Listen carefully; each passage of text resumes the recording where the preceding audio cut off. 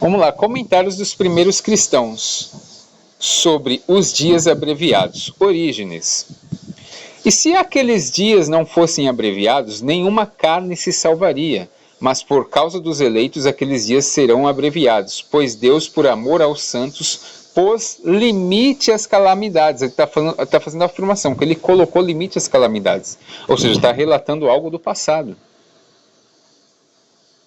João Crisóstomo, ele fala aqui da guerra que caiu sobre os judeus, mostrando que, se aquela guerra tivesse continuado por mais tempo, toda a nação teria perecido.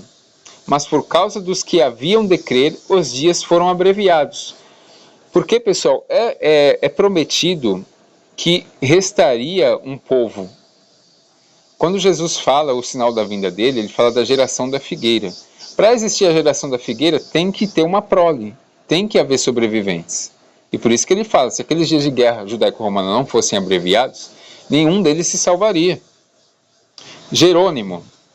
E se aqueles dias não fossem abreviados, refere-se ao tempo do cerco de Jerusalém, pois se o sítio tivesse sido prolongado, nenhum judeu teria sobrevivido. Hilário de Poitiers. Os dias são abreviados por causa dos eleitos, para que a medida das aflições não ultrapasse o que pode ser suportado. Aí tem alguns também, para vocês verem como eu sou honesto, que para mim isso está falando da guerra judaico-romana. O contexto é claro. Como eu sou um cara honesto, eu também mostro o outro lado da moeda, porque eu não preciso omitir informação. Por mais que eu não concorde, eu não preciso omitir informação. Correto? Vamos lá. Pais da igreja que aplicaram ao futuro. Irineu de Leão.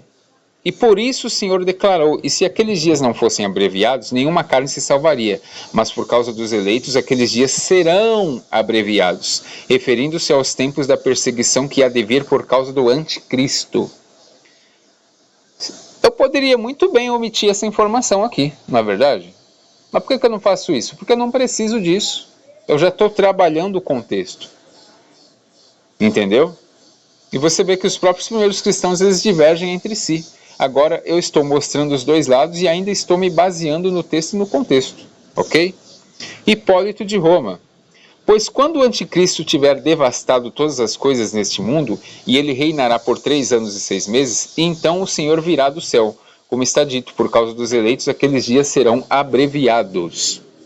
Vitorino de Pital. O Senhor mostra que aqueles dias serão abreviados por causa dos eleitos, para que a perseguição do anticristo não destrua totalmente os santos. Lactâncio. Então haverá um tempo de calamidade e a duração desse mal será abreviada por causa dos justos.